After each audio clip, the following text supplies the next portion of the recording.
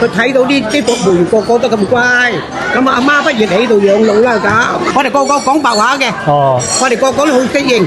酒樓開喺養老院裏邊，你見過未啊？呢度除咗有酒樓，隔籬啊，仲有長者飯堂啊！哇，係咪擔心長者食得唔夠飽啊？然之後我噗一聲又嚟到咗咖啡廳，噗一聲又嚟到咗大型廣場，噗一聲又好似嚟到咗兒童樂園，噗一聲又嚟到咗婚禮現場，噗一聲我竟然嚟到咗同仁堂，噗一聲又到咗護理院，噗一聲又嚟到咗入托中心，噗一聲又嚟到咗康復中心，噗一聲又到咗健身房，噗一聲又好似嚟到空中花園，噗來噗去，原來我身處一間喺順德嘅一個大型養老社區裏面，啱啱我經過嘅呢啲地方呢，全部都係屬於社區裏面嘅某一個角落。起身有嘢食，食完又唔使洗碗。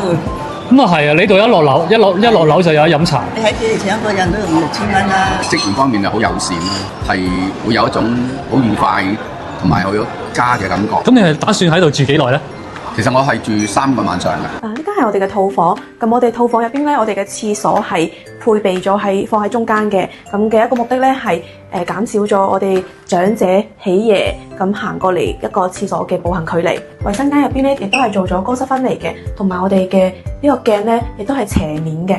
咁我哋坐輪椅嘅長者啊入到嚟，咁啊喺呢個卡位呢度咧坐住，咁佢亦都可以從鏡上邊睇到自己嘅一個樣。我哋每一間房嘅浴室咧都會有安裝一個浴霸，咁我哋長者冬天沖涼嘅時候咧就唔會被凍親啦。套房入邊仲配備咗操作台，操作台上邊咧都會配備一個電磁爐，咁嘅話長者都可以喺上邊做一啲簡單嘅料理。咁而家睇到我哋呢間房咧可以係空間係比較闊落嘅，咁呢度係配備咗一個雙人床。咁若果我哋嘅長者係唔需要雙人床嘅話咧，亦都可以擺得到2張單人床。我哋每一間房間咧都會配備陽台，每一個陽台入邊都會配備一台洗衣機。呢邊仲有音療室、書畫室，多種房型，好似眼前嘅呢一個房間，滿足條件嘅香港長者仲可以免費居住啊！給你一個什麼感覺？這裡其實我感覺這裡不是一個養老院，就是說我們一個日常生活的一個比較舒適的地方。因為確實我也沒有老人在這裡啊，是吧？我家就住邊上嘛，整個吃啊。